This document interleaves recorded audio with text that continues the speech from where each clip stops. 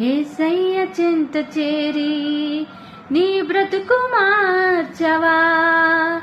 ఓ మానవా, నీ పాపం మానవా, యేసయ్య చెంత చేరి నీ బ్రతుకు మార్చవా.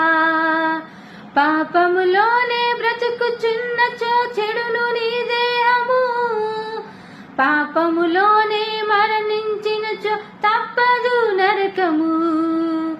పాపములోనే బ్రతుకుచున్నచో చెడును నీ దేహము, పాపములోనే మరణించినచో తప్పదు నరకము.